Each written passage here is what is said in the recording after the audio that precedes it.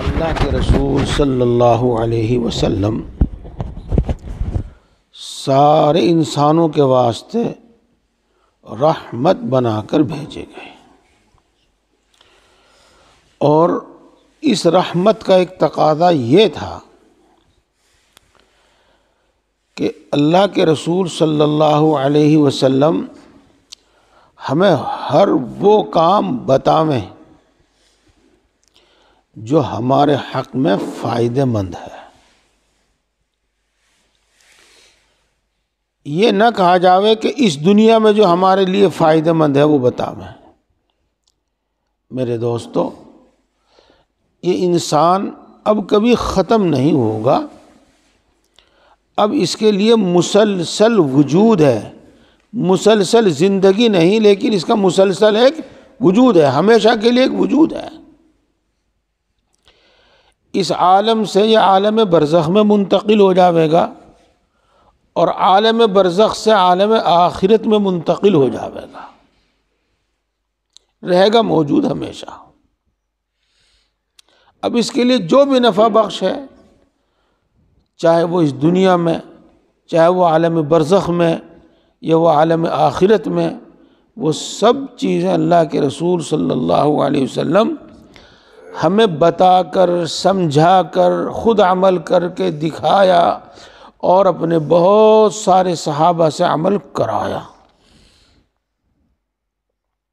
یہ ہے۔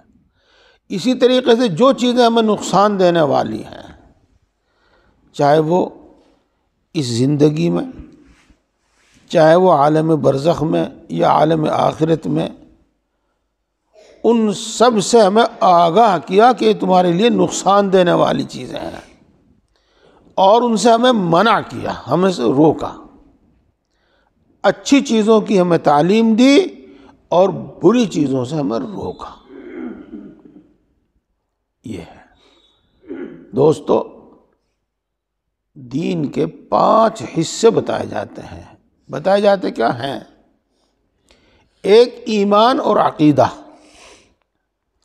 اور دوسرے عبادت، اور تیسرے معاملات، بیچنا، خریدنا، کرائے پر دینا، کرائے پر لینا، قرض دینا، قرض لینا، وغیرہ وغیرہ، بہت ساری چیزیں ہیں یہ معاملات۔ اور چوتھے معاشرت، ہمارا رہن سہن، اور 5ویں اخلاق۔ ایک حصہ تو ایمان اور عقیدہ، 4 حصے عمل،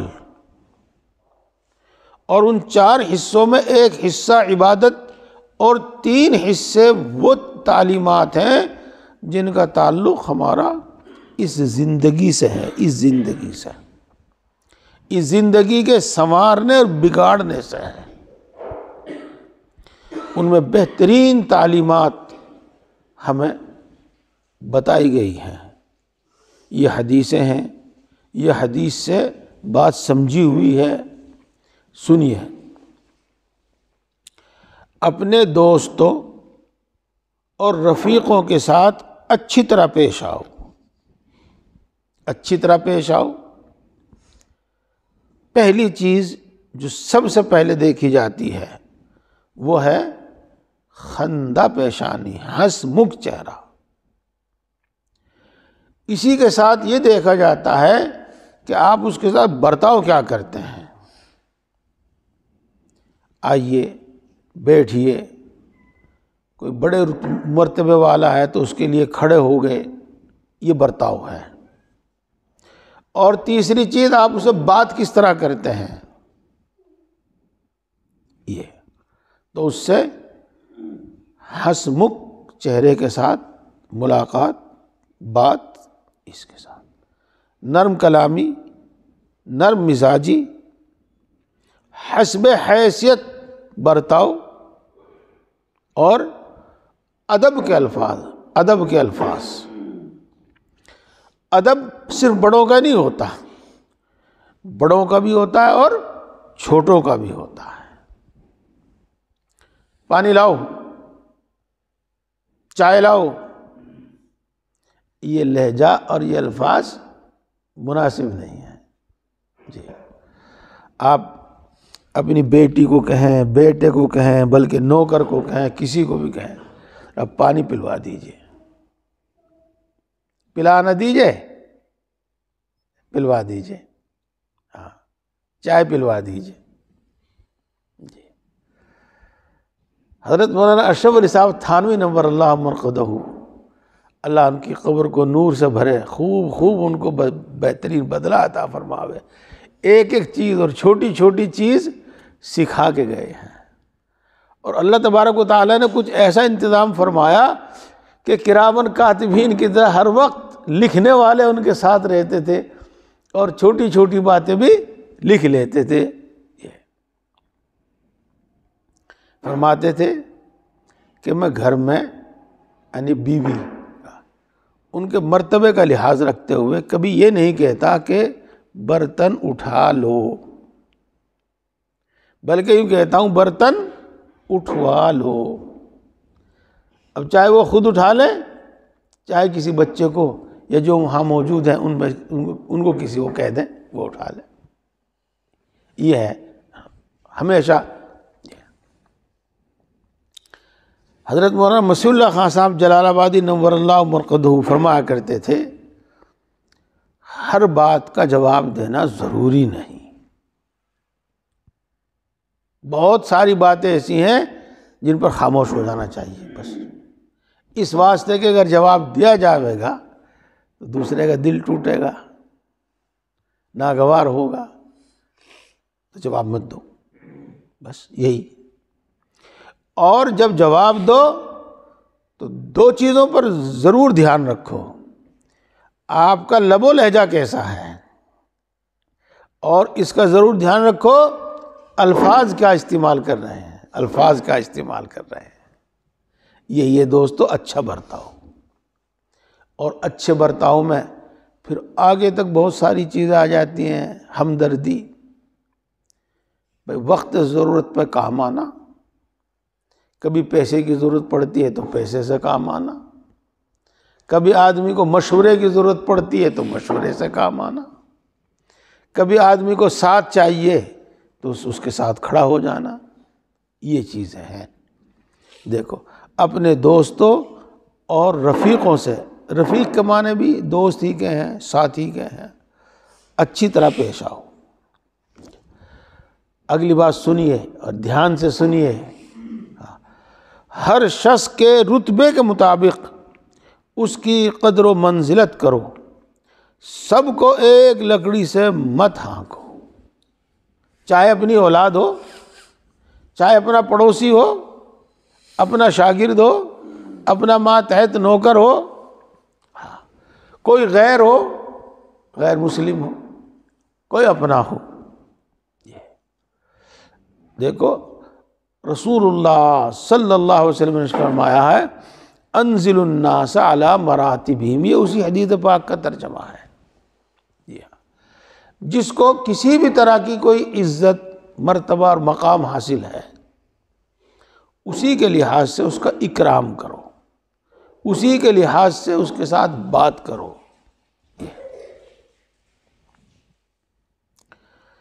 بڑی سنگ دلی کی بات ہے کہ تم پیٹ بھر کر کھاؤ اور تمہارا پڑوسی بھوکا پڑا رہے۔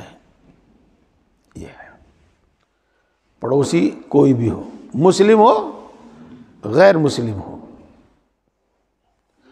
اپنا رشتہ دار قرابت دار ہو یا کوئی دور پار کا ہو، اپنا بھائی ہو۔ یہاں آیا ہوگا پہلے یا آ جائے گا، جو پیشہ ور بھکاری ہے نا، پیشہ ور بھکاری، ان کو مت دو۔ ہاں اس بات کی معلومات رکھو کہ ہمارے دوستوں میں، ساتھیوں میں، ملنے جلنے والوں میں، پڑوسیوں میں، رشتہ داروں میں کون ضرورت مند ہے، اور کچھ نہ کچھ خیر خیرات کرتے رہا کرو، ان کو دے دو، جو بھی ضرورت مند ہے ان کو دے دو۔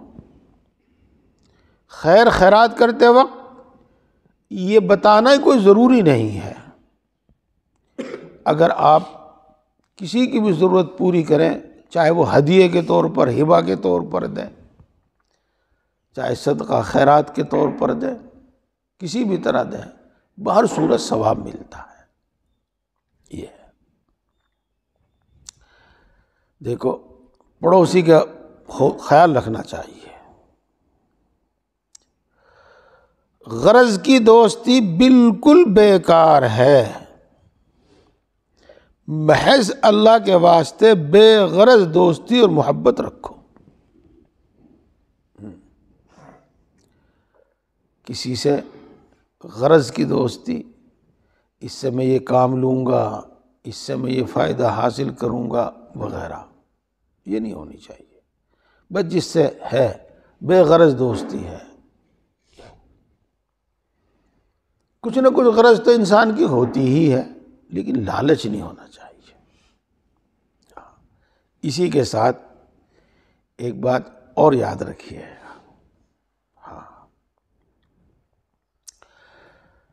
وجبت محبتی فی المتحابین فی، وجبت محبتی فی المتجالسین فی. میں لازمی طور پر ان دو آدمیوں سے محبت کرتا ہوں جو محض میری وجہ سے ایک دوسرے سے محبت کرتے ہیں،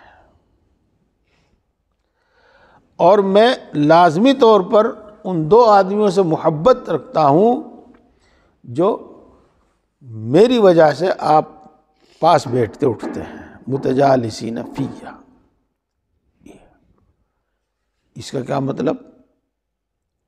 ایک شخص نیک آدمی ہے، اچھا آدمی ہے، بس ہم اس کے اچھا ہونے کی وجہ سے، جس کو آج کل کہہ دیتے ہم اللہ والا ہے، محض اللہ والا ہونے کی وجہ سے اس سے ملتے جلتے ہیں، پاس بیٹھتے ہیں. یہ ہے اللہ کے لیے محبت.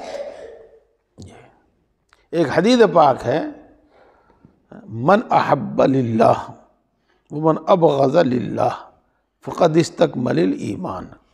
حدیث شریف کے الفاظ میں کچھ کمی بیشی ہو سکتی ہے، لیکن حاصل اس کا یہی ہے، جو اللہ کے لیے محبت رکھتا ہے اور اللہ کے لیے بغض رکھتا ہے، دشمنی رکھتا ہے، تو اس کا ایمان کامل ہو گیا.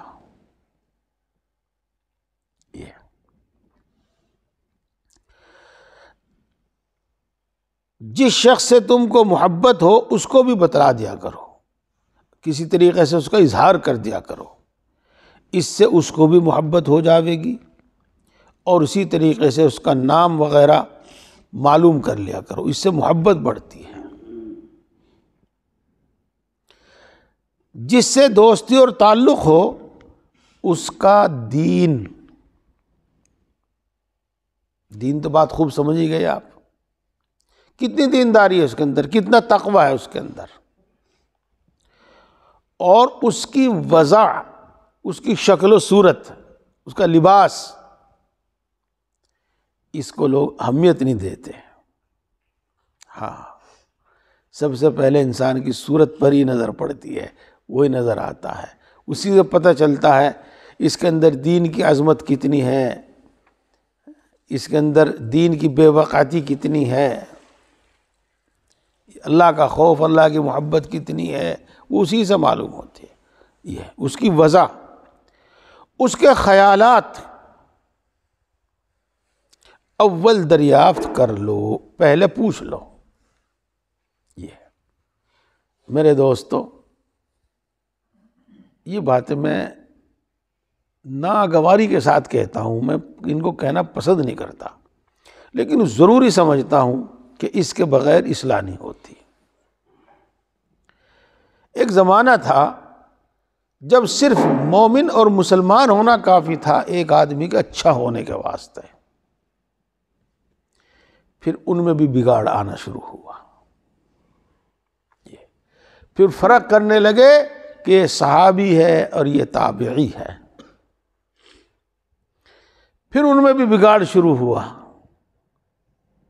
پھر فرق کرنے لگے کہ یہ عالم ہے یہ غیر عالم ہے۔ پھر ان میں بھی بگاڑ شروع ہوا، پھر فرق کرنے لگے کہ کسی کا صحبت یافتہ، کسی کا خلافت یافتہ ہے، تربیت یافتہ ہے، پھر ان میں بھی بگاڑ ہوا۔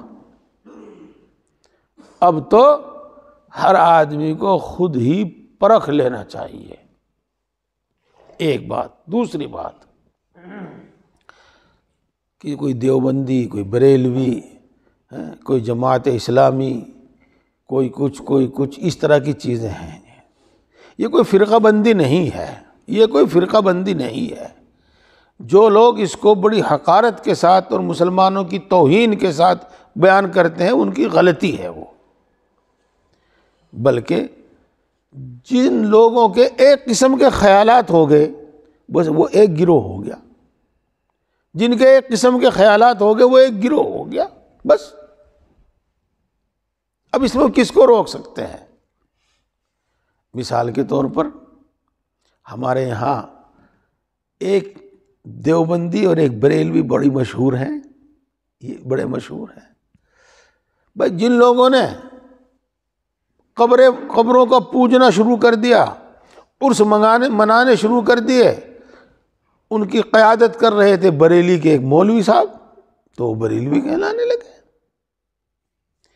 اور جن لوگوں نے ان بدعات پر رد کیا اور لوگوں کو روکا، اس کی قیادت کر رہے تھے دیوبند کے علماء، وہ دیوبندی کہلانے لگے۔ بس اتنی سی بات ہے۔ تو پھر میں عرض کر رہا ہوں، اب جو ہم صورتحال دیکھ رہے ہیں،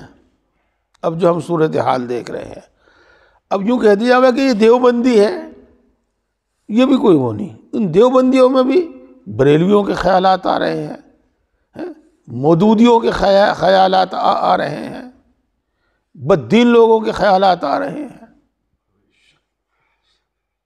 اس سے آگے بڑھ کر بتاؤں میں آپ کو، آج سے نہیں، یہ بڑا پرانا سلسلہ ہے۔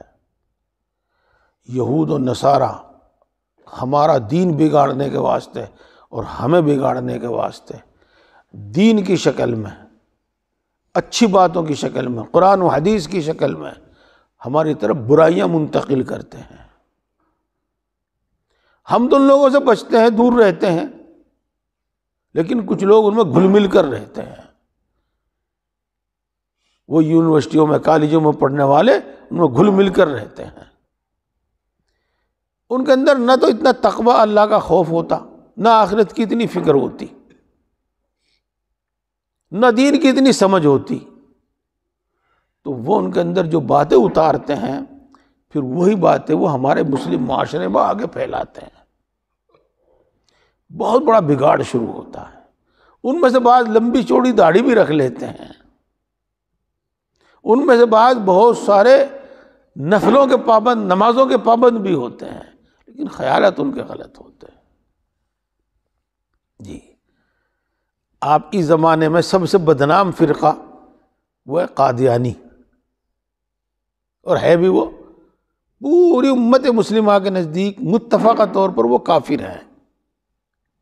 لیکن آپ دیکھیں ان کی شکل و صورتیں، دیکھیں ان کی، آپ ان کی عورتوں کا پردہ دیکھیے آپ، تو وہ اس گمراہی کے ساتھ ساتھ عبادت بھی۔ اور یہ آج سے نہیں، رسول اللہ صلی اللہ علیہ وسلم کے بعد جلدی ہی معاملہ بگڑنا شروع ہو گیا تھا۔ تو سب سے پہلے ایک فرقہ نکلا تھا جس کو ہم خارجی کہتے ہیں، حروری بھی کہلاتے ہیں، کتابوں میں آپ نے پڑھا ہو۔ اگر میں یہ کہہ دوں کہ صحابہ کرام رضوان اللہ تعالیٰ علیہم اجمعین بھی ان کے سامنے عبادتوں میں کم تھے تو درست کہہ رہا ہوں، لیکن سب سے پہلے گمراہی وہاں سے شروع ہوئی تھی۔ اس لیے دوستو خیال رکھنا چاہیے۔ اب میں اس کا بتاؤں آپ کو، دیکھو مثال کے طور پر ایک بتاؤں میں، یہ نہ کہو کہ صرف اپنی بات کرتا ہے، بھائی میں نے تو انہی سے فائدہ اٹھایا ہے تو میں تو ان کی بات کروں گا۔ مثال کے طور پر کہہ رہا ہوں میں آپ کو مناسب۔ ہم نے یہ بات ٹھوک بجا کر خود بھی دیکھ لی اور اپنے تمام علماء سے سن لیا کہ ہمارے بزرگوں میں حضرت اقدس حضرت مولانا اشرف علی صاحب تھانوی نور اللہ مرقدہ ہر لحاظ سے صحیح ہے، اور انہوں نے عام لوگوں کی تعلیم کے واسطے بہت سارا انتظام بھی کیا ہے۔ مثلا یہ کتاب جو آپ کے سامنے رکھی ہوئی ہے، آپ ان کو پڑھو، اس میں عقیدہ بھی ہے، معاشرت بھی ہے، معاملات بھی ہے، عبادت بھی ہے۔ تو ہمارے لیے گویا کہ یہ معیار ہو گیا، یہ معیار ہو گیا۔ اب ہم جن کو اس کے مطابق دیکھیں گے اس سے متفق ہوں گے، اور جس کو اس کے مطابق نہیں دیکھیں گے اس سے متفق نہیں ہوں گے۔ بے ادبی کسی کی نہیں کریں گے، جھگڑا کسی سے نہیں کریں گے، لیکن اپنا اٹھنا بیٹھنا اور دینی استفادہ، دینی فائدہ حاصل کرنا انہی لوگوں سے کریں گے۔ یہ دوبارہ پڑھتا ہوں میں اس کو، جس سے دوستی کرنا ہو اس کا دین، اس کی وضع یعنی شکل و صورت اور اس کے خیالات دریافت کر لو، ورنہ اثر صحبت سے کہیں تم بھی بگڑ نہ جاؤ، صحبت کے اثر سے تم بھی نہ بگڑ جاؤ۔ یہ ہے۔ دیکھو یہ قصہ سناؤں میں آپ کو، ہے تو ایسا ہی وہ، اور میں یہ قصے سنانے میں بالکل مزہ نہیں آتا، چونکہ بڑی اس میں کچھ ہوتی ہے۔ اب پیسے کو کماوے ہے، مشہور بات ہے، صحیح بات ہے۔ اب ایک تھا مجھ جیسا غریب آدمی، وہ 1 روپیہ لے کر چلا کہ بھائی اس سے میں پیسے کما کے لاؤں گا۔ اس نے دیکھا کہ ایک بنیا اپنا کیا کہیے گا اس کو، تو ڈبے سے میں پیسے رکھے ہیں، گلہ خالی کر کے وہ پیسے گن رہا، تو وہاں پڑے بہت سارے پیسے۔ اس نے سوچا بھائی میں یہاں 1 روپیہ پھینکوں گا تو یہ میرا 1 روپیہ یہ اتنے سارے روپے لے کے آوے گا، تو اس نے وہ 1 روپیہ ادھر پھینک دیا۔ اس کا دھیان تو گننے میں تھا، اس نے وہ بھی اٹھا کے اپنے میں شامل کر کے اور گلے میں بند کر کے گن کے رکھ دیا۔ وہ بہت پریشان ہوا کہ وہ 1 روپیہ تھا وہ بھی چلا گیا۔ تو اس نے بنیے سے ذکر کیا، تو بنیا کہنے لگا ہاں بھائی، زیادہ پیسہ تھوڑے کو کماتا ہے، تھوڑے کو حاصل کرتا ہے، تو میرے زیادہ پیسے تھے، میرے پیسوں نے تیرے تھوڑے پیسے 1 روپیہ کما لیا۔ تو بھائی یوں ہی بات ہے، دیکھو یاد رکھو، جس کو آپ عقل مند سمجھتے ہیں اور جو کسی بھی اعتبار سے باحیثیت ہے، اس کا اثر لازمی طور پر پڑے گا آپ پہ، لازمی طور پر پڑے گا۔ اگر کوئی یوں کہے کہ نہیں پڑتا وہ جھوٹا ہے، لازمی طور پر پڑے گا اس کا اثر۔ یہ تو ایسوں کے یہاں گھلنا ملنا، بے تکلف باتیں کرنا، دوستی کرنا، لمبی لمبی بیٹھکیں ان کے ساتھ کرنا، ان کے خیالات سے متاثر ہونا، یہ نہیں ہونا چاہیے۔ ہاں دیکھو آپ کو بھی وہ بتا دوں، 4 چیزیں ہیں، 4 چیزیں۔ ایک کو تو عربی میں کہتے ہیں موالات، جس کا مطلب ہوتا ہے گہری دوستی۔ گہری دوستی تو صرف ایک پکے سچے مسلمان سے ہی کرو، نیک آدمی سے ہی کرو، اور کسی سے نہیں۔ پھر ایک ہوتی ہے، اس کو کہتے ہیں مواسات، یعنی ہمدردی، جس کو ہم یوں کہہ سکتے ہیں کسی کے کام آنا، کسی کا بھلا چاہنا، وہ جس کا بھی آپ کر سکتے ہیں کریں، یہ مواسات۔ اور ایک ہوتا ہے پھر معاملات، معاملات، ہاں اس میں جس سے بھی آپ کرنا چاہیں کریں، کافر سے، مشرک سے، برے سے، بھلے سے، یہ 3 ہی چیزیں ہوئی ہیں اس وقت، یہی 3 ہیں۔ تو دوستی آ جاتی ہے، موالات سب سے پہلے۔ دوستی تو صرف اچھے لوگوں سے ہی کریں، انہی کے پاس بیٹھیں، انہی کے پاس، انہی کے خیالات سے متاثر ہوں، ورنہ بگاڑ بچنے کا نہیں، بگاڑ سے بچنے کا یہ ہے۔ رات بھی میں نے آپ کو بتایا تھا، اللہ تبارک و تعالیٰ قرآن پاک میں ارشاد فرماتے ہیں وہ لوگ جو ہماری باتوں میں کمیاں نکالتے ہیں، آپ ان کے پاس ہرگز مت بیٹھیں، اور اگر شیطان آپ کو بھلا دے فلا تقعد بعد الذکری مع الظالمین، تو یاد آنے کے بعد وہاں بالکل مت بیٹھیں آپ۔ اللہ کے رسول صلی اللہ علیہ وسلم کو حکم ہے، جی اللہ کے رسول صلی اللہ علیہ وسلم کو حکم ہے، یہ اسی بری صحبت کا اثر ہے۔ وَاصْبِرْ نَفْسَكَ مَعَ الَّذِينَ يَدْعُونَ رَبَّهُمْ بِالْغَدَاةِ وَالْعَشِيِّ، آگے کیا ہے؟ یریدون وجہہ، آپ کچھ دیر جم کر بیٹھا کریں، وَاصْبِرْ نَفْسَكَ کا ترجمہ کر رہا ہوں، کچھ دیر جم کر بیٹھا کریں ان لوگوں کے پاس جو اپنے رب کو صبح شام پکارتے ہیں اور خالص اللہ کی رضا ہی ان کا مقصد ہوتا ہے۔ یہ دو باتیں مجھے یاد آئی۔ اب تیسری بات، وہ رات بھی سنائی تھی میں نے، قیامت میں جب حساب کتاب ہو رہا ہوگا اور انسان کو اس کے کیے دھرے کا بدلہ مل رہا ہوگا، تو وہاں ہر آدمی کو افسوس اور حسرت ہوگی، ہر آدمی کو۔ ہاں، وَأَنذِرْهُمْ يَوْمَ الْحَسْرَةِ إِذْ قُضِيَ الْأَمْرُ وَهُمْ فِي غَفْلَةٍ، ہاں، اور آپ ان کو ڈرائیے گا حسرت کے دن سے۔ وہ حسرت کا دن وہ قیامت کا دن ہے۔ حسرت کیسے ہوگی؟ جو کفر میں مبتلا اس کو اپنے کفر پر حسرت ہوگی، شرک میں مبتلا اس کو اپنے شرک پر حسرت ہوگی، جو گناہوں میں مبتلا ہے اس کو گناہ پر حسرت ہوگی، اور جو نیک اور اچھے لوگ ہیں ان کو اس پر حسرت ہوگی، اوہو ہم نے اشراق کو صرف نفل ہونے کی وجہ سے چھوڑ دیا، اوہو ہم نے دوستی میں تو دوستوں سے تو بیٹھ کر بہت باتیں کی، اللہ کے ذکر سے فلاں وقت محروم رہے۔ یعنی جو طاعات وہ کر سکتا ہے اور اس نے نہیں کی، اس پر اس کو حسرت ہوگی، حسرت سب کو ہوگی۔ اس حسرت میں ایک حسرت یہ بھی ہوگی، اوہو میں اگر فلاں شخص سے تعلق رکھتا تو بہت اچھا ہوتا، اوہو میں نے فلاں سے تعلق رکھا، اس بنا پر میں راستے سے بھٹک گیا، میں گمراہ ہو گیا۔ اسی کو بیان کرتے ہیں، یا لیتنی لم اتخذ فلانا خلیلا، کاش میں فلاں آدمی کو اپنا دوست نہ بناتا۔ یہ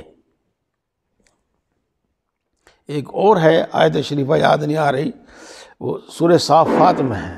سورہ صافات میں دو شخص تھے یا بھائی تھے، دونوں کے پاس کافی دولت آئی، ان میں سے ایک تو غریبوں پر محتاجوں پر خرچ کرتا رہتا تھا، جس کو ہم ایک جملے میں کہہ دیتے ہیں اللہ کے لیے خرچ کرتا رہتا تھا، اور ایک اس کو بڑھاتا رہتا تھا خوب، جس طرح بھی اس کی دولت بڑھتی تھی۔ تو وہ جو دنیا دار کہہ لیجیے گا دولت بڑھاتا تھا، وہ اس کو اپنے دوسرے بھائی کو نصیحت کرتا، بھائی تو کیا کر رہا، دیکھ میں نے کتنی دولت بڑھا لی اور تو نے اپنی ساری لٹا دی۔ یہ تو آخرت میں جب ان دونوں کو ان کے کیے کا اعمال کا بدلہ ملے گا، اور جس نے اللہ کے لیے خرچ کیا تھا اس کو اس کا بدلہ ملے گا، تو کہ اوہو اگر میں اس کی مان لیتا تو یہ تو مجھے ہلاک ہی کر دیتا۔ اس کا بہت خیال پڑتا ہے، بہت خیال۔ کتابوں میں اس سلسلے میں بہت کچھ لکھا ہے، فارسی اشعار ہیں وہ جو بار بار آدمی پڑھتا ہے تو یاد بھی رہتے ہیں، نہیں تو کچھ ہو جاتی ہے اس میں۔ شیخ سعدی کہتے ہیں کہ ایک دن میں نہا رہا تھا تو وہاں مجھے ایک مٹی دکھائی دی، مٹی۔ دیکھو اس مٹی میں سے بڑی خوشبو آ رہی ہے۔ میں نے اس مٹی سے کہا تو ایک ناچیز مٹی ہے، تیرے اندر یہ اتنی اچھی خوشبو کہاں سے آئی؟ تو مٹی نے مجھے جواب دیا کہ میں تو واقعی وہی مٹی ہوں، لیکن ایک زمانے تک میں پھول کی صحبت میں رہی ہوں، اس واسطے میرے اندر بھی خوشبو پیدا ہو گئی۔ کیا وہ معاملہ کیا ہے؟ وہ معاملہ یہ ہے، مثلاً آپ دیکھتے ہیں کہ گلاب کا پھول کھلتا ہے اور پھر اس کی پتیاں جھڑ جھڑ کر زمین پر گر جاتی ہیں، تو اس مٹی میں بھی خوشبو آ جاتی ہے، اس مٹی میں بھی خوشبو آ جاتی ہے۔ جی ہاں، چوہا تو تم جانتے ہو کتنا نفرت کا جانور ہے۔ جی ہاں، لیکن آپ طب کی کتابوں میں دیکھو گے، وہاں آپ کو لکھا ہوا ملے گا کہ اس میں 10 گرام چوہے کی مینگنی ڈال لو، دوائی میں 10 گرام چوہے کی مینگنیاں۔ یہ تو ہم بھی پڑھ کر حیران رہ گئے، وہ چوہے کی مینگنیاں یہ کیا فائدہ کریں گے؟ تو ہمیں بتایا، ایک حکیم جی تھے، انہوں نے بتایا کہ بات دراصل یہ ہے کہ یہ ہر چوہے کی نہیں، بلکہ جو عطار کہتے تھے اس کو، جو دکان جڑی بوٹیوں کی دکان جس کی ہوتی تھی، کیونکہ اس دکان کے چوہے کی مینگنیاں، اس لیے کہ وہ جو دوائیں پتہ نہیں کیا کیا ہوتا ہے وہ سب کھاتا رہتا ہے، تو وہ ان دوائیوں کا اثر اس کے مینگنیوں میں بھی ہوتا ہے۔ بہرحال صحبت کا اثر لازمی طور پر ہے یہ، اس لیے اس کا خاص دھیان رکھو، خاص دھیان رکھو۔ وقت ہو گیا۔ اتفاقاً اگر کسی سے رنجش ہو جاوے تو 3 دن تک غصہ ختم کر دو، پھر اس سے مل جاؤ، اس سے زیادہ بول چال چھوڑ دینا گناہ ہے، اور جو پہلے ملاقات کرے گا اس کو زیادہ ثواب ملے گا۔ یہ حدیث پاک ہے۔ یہ غم ہو، غصہ ہو، اگر اس کو بڑھایا نہ جاوے تو فطری طور پر 3 دن میں انسان کا دل اس سے خالی ہو جاتا ہے، غم سے بھی غصے سے بھی۔ 3 دن میں فطری طور پر دل سے وہ سب کچھ نکل جاتا ہے عام طور سے۔ اس لیے انسانی طبیعت کا خیال رکھتے ہوئے 3 دن تک تو اس غم غصے کی اجازت دی، اور 3 دن سے زیادہ نہیں۔ طبیعت کے اندر رکاوٹ اور جھجک ہوتی ہے، لیکن پہل کر دینے سے وہ ختم ہو جاتی ہے۔ دونوں میں سے کوئی نہ کوئی پہل تو کرے گا، جو پہل کرے گا اللہ کے نزدیک وہ پسندیدہ ہے، اس کا یہ عمل اللہ کے ہاں زیادہ اچھا ہے۔ یہ بات سمجھ میں آ گئی پوری؟ اب اگلی بات بتاؤں۔ رشتہ دار ہوں، پڑوسی ہوں، دوست ہوں، جن سے ہمارا لینا دینا ہو، وہ ہو، اگر ہم کچھ نہ کچھ رنجش ہو ہی جاتی ہے، اپنی بیوی ہو، بچے ہوں، رنجش ہو ہی جاتی ہے، اب ہم چاہیں اس رنجش کو یاد رکھیں تو وہ بڑھتی رہے گی، بڑھتی رہے گی، اور چاہے تو اس کو بھلا کر پھر ملنا جلنا شروع کر دیں، وہ خود بخود دل سے نکل جائے گی۔ یہ اللہ تعالی ہم سب کو دین کی صحیح سمجھ اور عمل کی توفیق عطا فرما۔ ہاں، الحمدللہ ثم الحمدللہ۔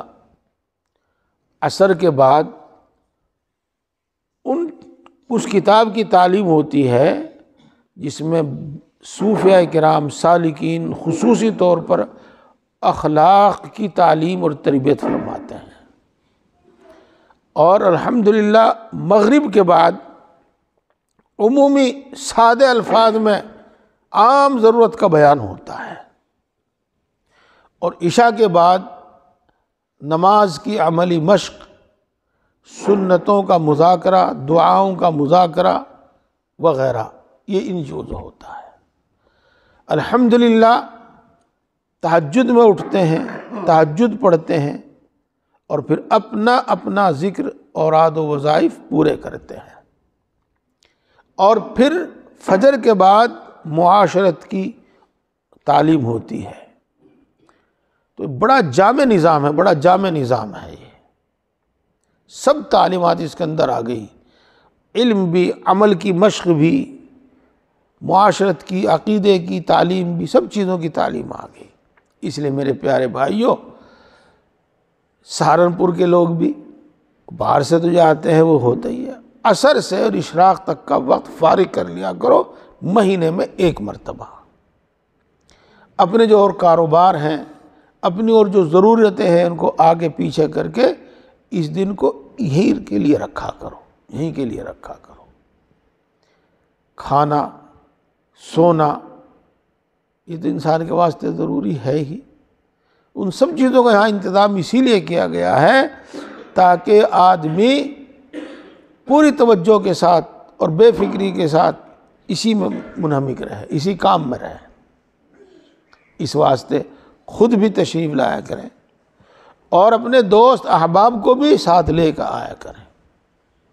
یہی امر بالمعروف اور یہ نہی عن المنکر ہے، یہ دعوت ہے، دعوت کا ایک طریق ہے۔ جی ہاں، ہم کسی کو نصیحت کریں تو نماز پڑھ، ہم کسی کو نصیحت کریں تو غصہ مت کر، ہم کسی کو نصیحت کریں تو جھوٹ مت بول، یہ اپنی جگہ ہے، اور ہم اس کو کسی ایسے نظام سے جوڑ دیں جہاں مسلسل اس طرح کی باتیں اس کو سننے میں آویں اور وہ نیکیوں کی طرف بڑھنے لگے اور برائیوں سے ہٹ جاوے، بس یہی دعوت ہے۔ اللہ تعالیٰ توفیق عطا فرماوے۔ سبحان اللہ و بحمدہ، سبحانک اللہم و بحمدک، اشہد ان لا الہ الا انت، استغفرک۔